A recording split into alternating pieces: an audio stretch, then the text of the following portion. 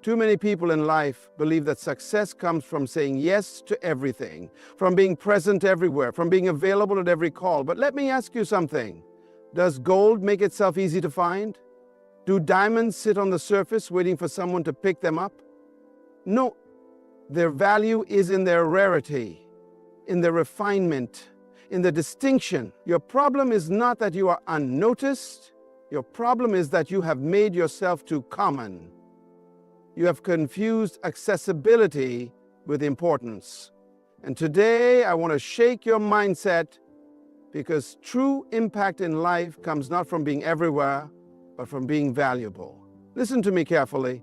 One of the greatest mistakes you can ever make is believing that your significance is measured by how many people have access to you. Many of you are exhausted, frustrated, and stretched beyond your limits, not because you lack potential, but because you have given too much of yourself to things that do not serve your destiny. You have mistaken activity for progress, busyness for effectiveness, and availability for value.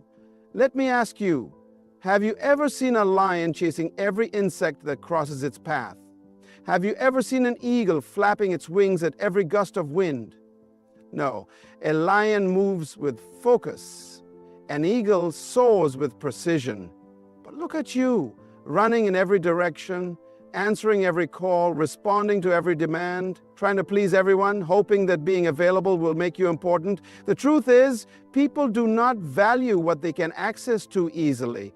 If you are always present, you become ordinary. If you are always available, you become predictable. And anything that is predictable loses its power. Even the sun, though it shines every day, is ignored by most. But let a rare eclipse happen, and the whole world stops to watch. Why? Because value is in scarcity, not in commonness. Some of you are frustrated, saying, they don't appreciate me, they take me for granted. But the problem is not them, the problem is you. You have given yourself too freely. You have not guarded your time, your energy, or your presence. And let me tell you something. Whatever is not protected will be exploited. Even Jesus, the Son of God, understood this principle. He did not make himself available to everyone at all times. He withdrew, he prayed alone, he spent time with a select few, and even among the 12 disciples, he had an inner circle, Peter, James, and John. Why? Because he understood that indiscriminate availability weakens impact. Some of you need to stop making yourself an open door and start becoming a select invitation. Let me take you back to Joseph. He was in Potiphar's house, a trusted servant. And then came a moment, a test. Potiphar's wife wanted him. She wanted access. She wanted to use him for her pleasure. And Joseph had two choices: be available or be valuable. If he had chosen to be available, he would have lost his destiny for a moment of convenience. But instead, he chose to be valuable, and that decision placed him on a path to the palace. Some of you are sacrificing your future on the altar of immediate availability. You are saying yes to everything, and in doing so, you are saying no to your destiny. Every yes you give to something unimportant is a no to something critical. Every time you make yourself accessible to distractions, you are closing the door on your own greatness. Wake up. You were not created to be common. You were not designed to be everywhere at all times. You must guard your presence. Choose where you invest your energy. Not every call deserves an answer. Not every opportunity is your assignment. Not every invitation requires your presence. If you do not take control of your availability, people will waste your life for you. From this day forward, stop chasing recognition through presence and start building your worth through refinement. Because the truth is, the world does not chase what is always available. It chases what is truly valuable. We live in a world where people believe that visibility equals value.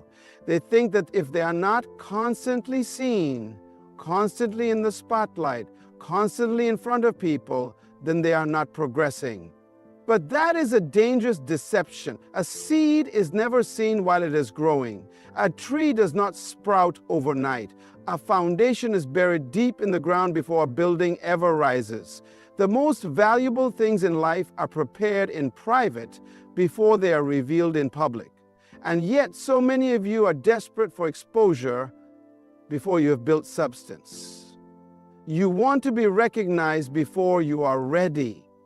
You want to be called great before you have done the work. But let me tell you something. What is revealed too soon will be destroyed too quickly. Do you know why God hides you before He promotes you? Because greatness must be developed in the dark.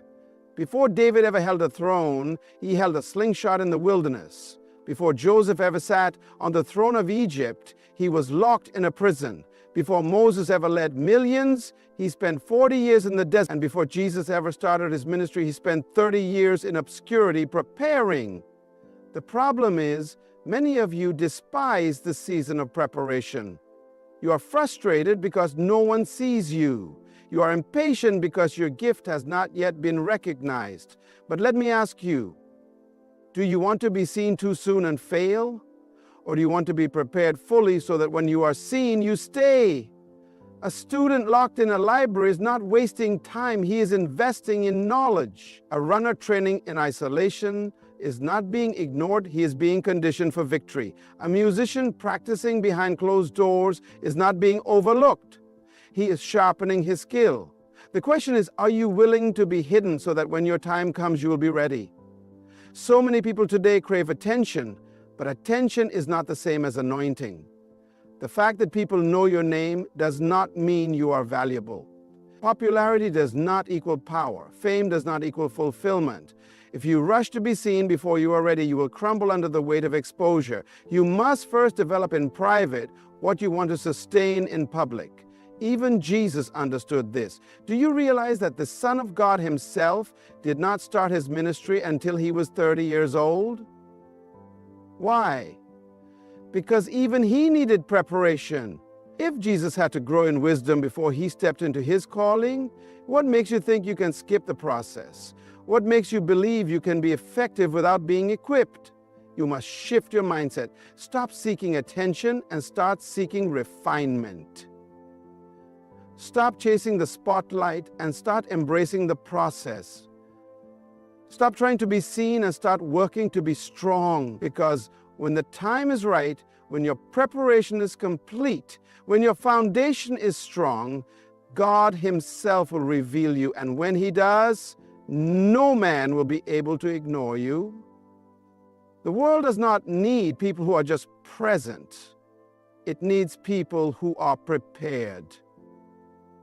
One of the greatest skills you will ever develop in life is the ability to say no without guilt. Some of you are exhausted, burned out, and overwhelmed, not because you lack talent, not because you lack time, but because you lack discipline in your decisions. You say yes to everything and everyone, thinking that availability equals significance. But let me ask you, have you ever seen a king begging for attention? Have you ever seen a CEO running around trying to please everyone? No, because they understand something that many of you have not yet learned. What you say no to is just as important as what you say yes to.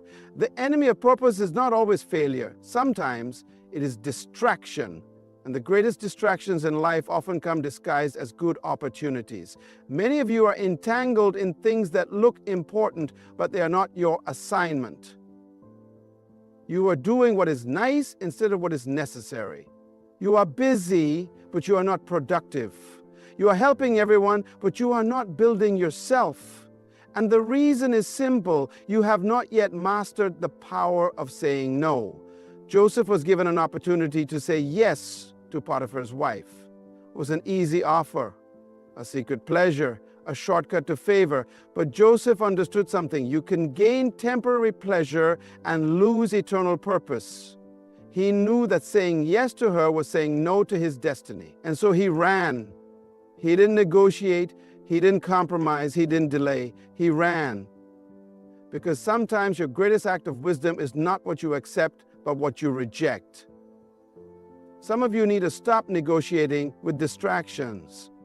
You keep entertaining things that God has called you to walk away from. You keep justifying relationships that are draining your strength. You keep saying yes to obligations that are not aligned with your calling. But hear me today. Just because something is good does not mean it is God. Just because something is available does not mean it is assigned to you. If you are not careful, you will spend your life saying yes to small things and miss out on the great things you were born for. Even Jesus understood this. Do you realize that Jesus did not heal every sick person on earth? He did not go to every city. He did not say yes to every request. At one point, people begged him to stay in one place, but he refused because he knew he was called to move forward. He didn't live to please men. He lived to fulfill purpose. And that is why he could confidently say, "It is finished." Some of you are exhausted because you are trying to finish assignments that God never gave you. It is time to reset your priorities. It is time to value your purpose more than people's opinions. It is time to recognize that every yes you give to something small is a no to something greater. So stop feeling guilty for guarding your time. Stop apologizing for protecting your purpose. Stop explaining yourself for choosing destiny over distraction. Because in the end, life will not reward you for how many things you did. It will reward you for doing the right things. The world does not reward mediocrity. It does not chase after the average. It does not celebrate the ones who dabble in everything but master nothing. Look around you. Who are the people that rise to the top? Who are the individuals that nations seek, that industries pay millions for, that history remembers? It is not those who do many things. It is those who have mastered one thing. The tragedy of our generation is that too many people are trying to be everything to everyone. One day they are chasing this, the next day they are pursuing that. They jump from skill to skill, from career to career, from purpose to purpose, thinking that success is found in doing more. But hear me today. Excellence is not in multiplicity, it is in mastery. David was not known because he tried everything. He was known because he mastered one thing. While his brothers were busy trying to be warriors, he was in the field perfecting his slingshot. While others were using swords and shields, he was refining his aim. And when the day of opportunity came, the army of Israel had thousands of men with weapons, but only one who had mastered his skill. Only one who had the confidence to step forward. And it was one stone from one slingshot in the hand of one prepared man that brought down Goliath. Some of you are frustrated because you see others being elevated while you remain stagnant. The problem is not that you lack talent. The problem is that you have not yet specialized. You are too scattered. You are too divided. You are too unfocused. You want to be good at everything, and that is why you are excellent at nothing. Look at the world around you. If a man masters medicine, they call him a doctor. If a man masters law, they call him a lawyer. If a man masters music, they call him a maestro. The world respects those who refine their gift, who discipline their skill, who focus their energy until they become undeniable. Even Jesus understood this principle. He did not come to earth to do everything. He came to do one thing. He said, "For this reason I was born, and for this cause I came into the world." He had one mission, one focus, one purpose. And because of that, he changed the world in just 3 years of ministry. What would happen if you focused on one thing the way Jesus did? What would happen if you mastered your gift instead of spreading yourself thin? The world does not chase after the common. It pursues the extraordinary. And the extraordinary is simply the ordinary that has been refined, disciplined, and perfected. Stop trying to be everything. Stop running in every direction. Find your one thing. Develop it, refine it, master it. And when you do, the world will come looking for you. Anything that is too common loses its value. The more accessible something is, the less people appreciate it. More easily they can reach you, the less they respect you. The more you say yes to every demand, the less they see you as significant. The reason why gold is expensive is because you cannot find it on the surface. It must be discovered. The reason why diamonds are priceless is because they are hidden, waiting for those who are willing to pay the price to mine them. So why have you made yourself so common? Why have you allowed yourself to be so easily reached, so easily drained, so easily taken for granted? Many of you are frustrated because people do not value you. They do not respect your time, they do not appreciate your presence, and they do not recognize your worth. But the problem is not them, the problem is you. You have given unlimited access to those who have not earned it. You have allowed yourself to be available at all times to all people for all things. But hear me today, your value increases when your access decreases. Jesus, the Son of God, did not allow himself to be everywhere at all times. He was strategic about his presence. He chose when to be seen, who to invest in, and where to spend his time. He spoke to the crowds, but he poured into the 12. And even among the 12, he had 3, Peter, James, and John, who had closer access to him than the rest. Why? Because indiscriminate access dilutes impact. You cannot be everywhere for everyone and still be effective. Some of you are trying so hard to be liked that you have made yourselves common. You say yes to every meeting, yes to every request, yes to every opportunity, hoping that people will see your value. But let me tell you something. Kings do not beg for attention. Great leaders do not run after people. Those who carry true value do not chase. They choose. Do you know why some people never grow? Because they're too available. Do you know why some businesses never expand? Because they cater to everyone instead of focusing on those who value them. Even luxury brands understand this principle. You will never see a Rolls-Royce advertisement on television. You will never see a private jet company begging for customers. Why? Because they understand that rarity creates demand. The more restricted something is, the more value it becomes. It is time for you to guard your presence. It is time for you to be selective about where you invest your energy. It is time for you to recognize that being everywhere does not make you important. Being valuable does. Stop making yourself so common. Stop being so easily accessed. Stop giving your time to those who do not appreciate it. Because the truth is, people respect what they must reach for. And when you begin to guard your time, protect your energy, and limit your access, your value will rise. True success is not measured by how many people know you. It is measured by how many lives you have impacted. It is not about how often you show up. It is about how much value you bring when you do. Too many people spend their lives trying to be seen, trying to be noticed, trying to be in every room, every meeting, every event, hoping that their presence alone will make them significant. But hear me today. It is not your presence that makes you valuable. It is what you carry. A doctor does not walk into an operating room just to be seen. He comes in with skill, knowledge, and the power to heal. A lawyer does not enter a courtroom just to sit. He comes with wisdom, strategy, and the ability to defend.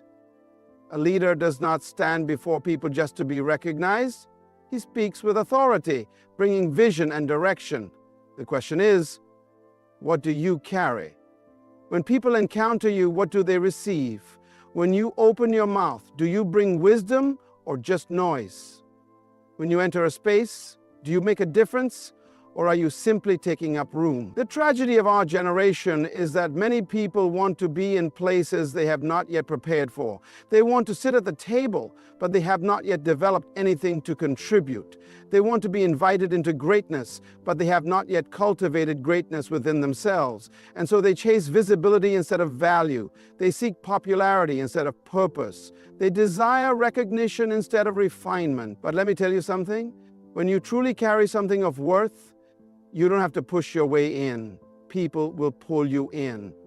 Joseph was not looking for Pharaoh. Pharaoh was looking for Joseph. Why? Because Joseph had something of value. He carried wisdom, solutions, and strategy. Daniel did not beg for influence. Kings sought him out. Why? Because Daniel had excellence, knowledge, and the ability to interpret mystery. Even Jesus, at just 12 years old, was found in the temple, amazing the scholars, not because he wanted attention, but because he carried divine wisdom. If you spend your life chasing attention, you will always be at the mercy of other people's approval. But if you spend your life building yourself, refining your gift, sharpening your mind, and mastering your craft, you will never have to chase opportunities. Opportunities will chase you. The world does not need more people who are simply present. It needs people who carry solutions. It does not need more noise. It needs wisdom. It does not need more performers. It needs problem solvers. It is time to shift your focus, stop wasting energy trying to be seen, and start working to become something worth seeing. Stop running after invitations and start preparing so that when the right doors open, you deserve to walk through them. Because in the end, the world does not remember those who are always available. It remembers those who were truly valuable.